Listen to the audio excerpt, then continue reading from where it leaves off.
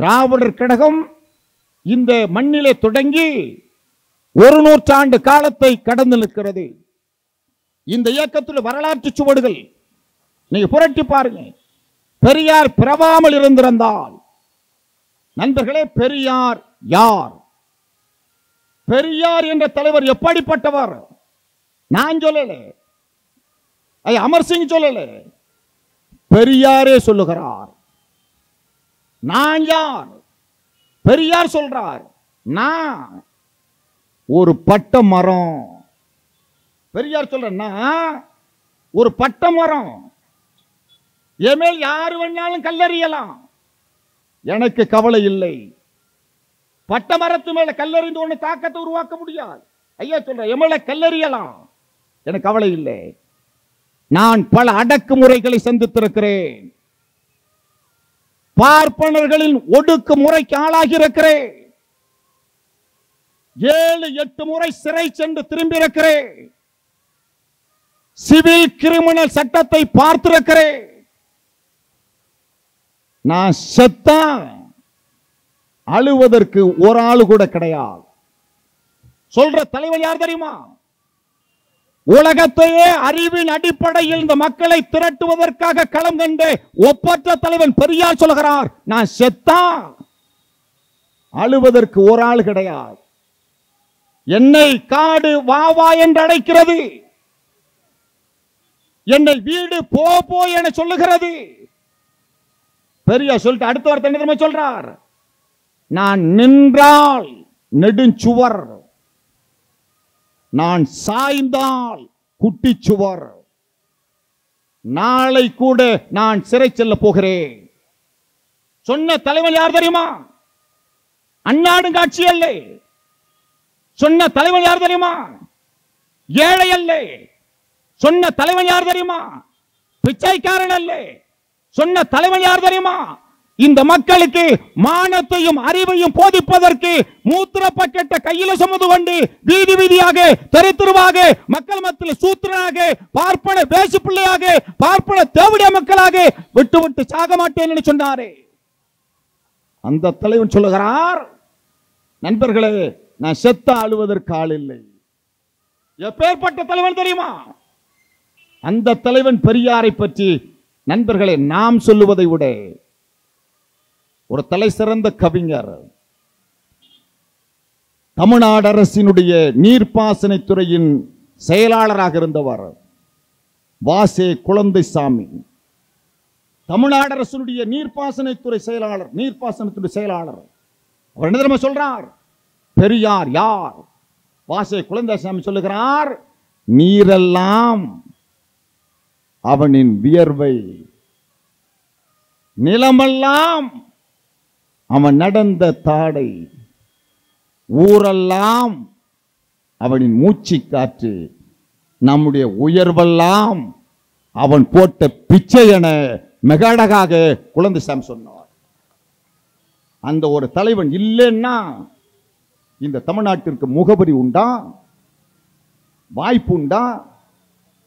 இன்னும் சொல்ல போனா அந்த தலைவரால் உழைப்பால் பெற்றிருக்கிற பயன்கள், வாய்ப்புகள். அதனாலதான் பேரறிஞர் பிறந்த அண்ணா பெரியாரை பற்றி சொல்லுகிற போது அண்ணா மிக அழகாக சொல்லுவார். சாக்ரட்டிஸ், பிராட்லா, ரூசோ போன்ற வெளிநாட்டு தலைவர்கள் எல்லாம் ஒன்றாக சேர்த்து ஒற்றை சொல்லில் அதை உச்சரிக்க வேண்டும் என்றால் பெரியார் என்று சொன்னாலே போதும், அவர்கள் அனைவரும் அதற்குள் அடங்குவார்கள். அதைத்தான் கலைஞர் அவர்கள் கூட பெரியாரை பற்றி கவிதையாக எழுதுகிற போது கலைஞர் சொன்னார், மிக அழகாக கலைஞர் வர்ணிப்பார். பெரியாரை வர்ணிக்கிற போது கலைஞர் சொன்னார், வங்கத்து தாகூர் போல் தாடியுண்டு, பொங்குற்று வேங்கை போல் எழுகின்ற பார்வை உண்டு, செங்குன்ற தோற்றம் உடலில் உண்டு, வெண் சங்கொத்த கண்களிலே விழிகள் ரெண்டும் கருவண்டு, அதில் சாகுமறை ஒளி உண்டு, பம்பரமும் ஓய்வுபெறும் சுற்றியபின் இவரோ படுகளமாய் ஆன பின்னும் பம்பரமாய் சுற்று வந்தாய். எரிமலையாய் சுடுதனலாய் இயற்கை கூத்தாய் எதிரிகளை நடுங்க வைக்கும் இடி ஒளியாய் இன உணர்வின் தீப்பந்த பேரொளியாய் இழிவுகளை தீர்த்து கட்டும் கொடுவாளாய் இறைவனுக்கே மறுப்பு சொன்ன இங்கர் சாளாய் ஏன் என்று கேட்பதிலே வைர நெஞ்ச வால்டராய் என்றும் பேசுகின்ற ஏதென்ஸ் நகரத்து சாக்ரடிஸாய் என் தந்தை பெரியாரும் வாழ்ந்திட்டார்.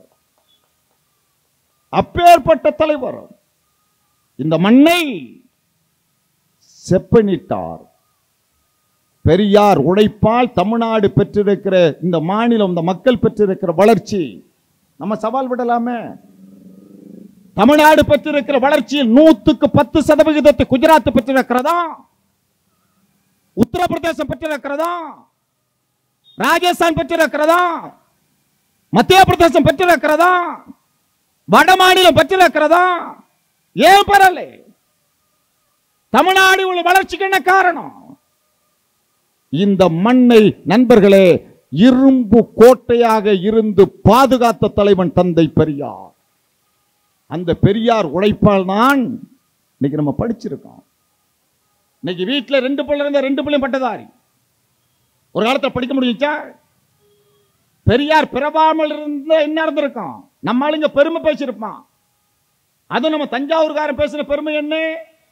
நாங்கெல்லாம் சோழனுக்கு சொந்தக்காரன், நாங்க பாண்டியனின் பரம்பரை, நான் சேரனை சேர்ந்தவன், நான் கட்டபொம்மனை கட்டி பிடிச்சிருந்தவன், மருது பாண்டியன் மல்லு பிடிச்சவன், பல்லவனுடைய பங்காளி எல்லாம் பேசினோம். இந்த நாட்டில் எந்த மண்ணையா பள்ளிக்கூடம் கட்டினா? எந்த மண்ணை படிக்க சொன்னா? ராஜராஜ சோழ பள்ளிக்கூடம் கட்டினானா? ராஜேந்திர சோழ பள்ளிக்கூடம் கட்டினானா? எந்த மன்னனாவது பள்ளிக்கூடம் கட்டினானா? ஒரு மன்னன் சொல்லுங்க. கட்டளை ஐயா. இந்த மக்களை படிக்கணும்னு சொன்னது யார்? 1901 ஒரு நூற்றாண்டு இந்த தமிழ்நாட்டில் படித்த மக்களின் சதவீதம் எவ்வளவு தெரியுமா? 1% குறைவு. நான் சொல்லல, வெள்ளைக்காரன் மக்கள் தொகை கணக்கெடுப்பு ஒரு புள்ளி விவரம்.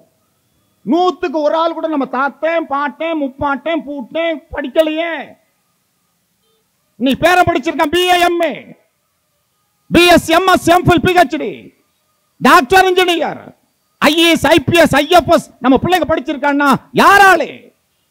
பெரியார் ஒரு தலைவன் இல்லைன்னு சொன்னா நமக்கு படிப்பு உண்டா? பாப்பா படிக்க கூடாதுன்னா ஐயா, படிக்க கூடாதுன்னு சொல்ல மாட்டேன். படிச்சா நாக்கு அறுக்கணும்னா, படிக்கிறத காதல கட்ட ஈயத்தை காய்ச்சி ஊத்தணும்னா, படிச்சத மனதில் பதிச்சா கோடரை வச்சு நெஞ்ச புழக்கணும்னா, அதனால தான் தாத்தேன் பாட்டேன் பூட்டேன் படிக்கல.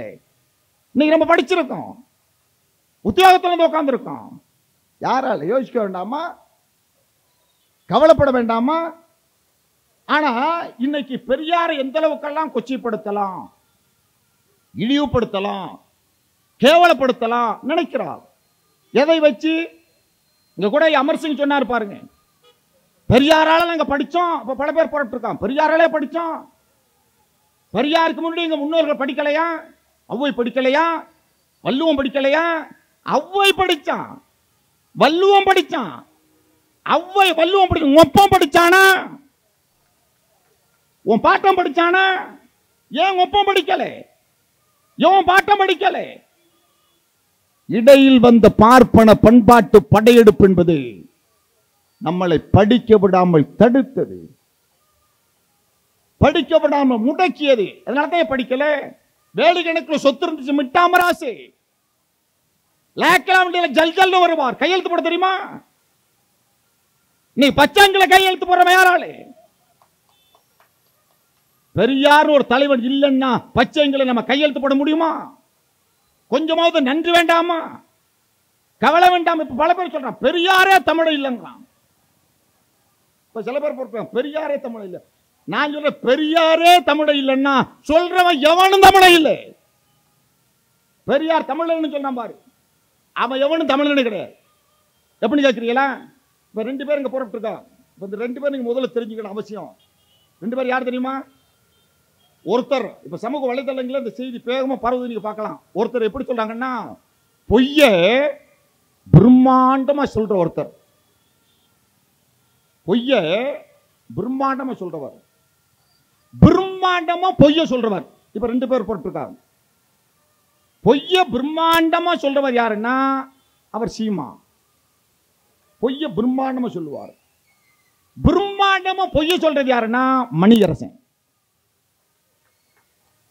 இப்ப இந்த 2 பேருமே தமிழே இல்லை. நான் ஆதாரம் சொல்றேன், நீங்க எப்படி கேட்கலாம். 2 பேரும் இப்படி தமிழ் இல்லைன்னு சொல்லிருந்தேன். தமிழ் அகராதியில ஜாதிங்கிற சொல்லு உண்டா? தமிழ் அகராதியில ஜாங்கிற எழுத்து முதல்ல தமிழ் எழுத்தா? இல்ல இல்ல. ஜாதிங்கிற சொல்ல தமிழ் சொல்லு இல்ல இல்ல. தமிழ் அகராதியில் இல்ல. சாதி பெருமை பேசணும்னு மணியரசன் சொல்றாரு.